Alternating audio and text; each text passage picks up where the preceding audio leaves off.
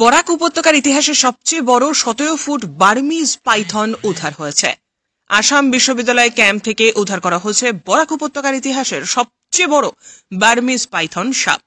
প্রায় 100 কেজি ওজনের একটি 17 ফুট লম্বা বার্মিজ অজগরটি বুধবার গভীর রাতে আসাম বিশ্ববিদ্যালয় ক্যাম্পাস থেকে উদ্ধার করা হয়েছে।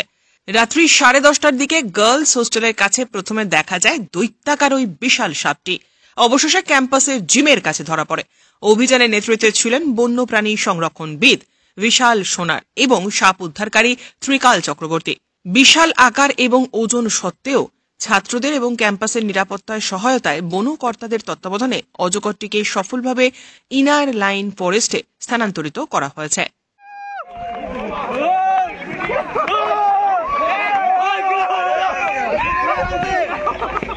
होगा इधर ही रखिए, इधर ही रुकिए ना।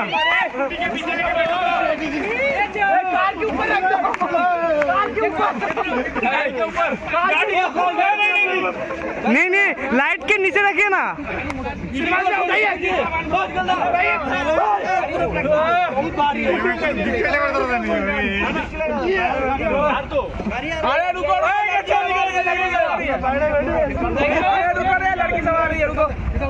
भी देखना भाई,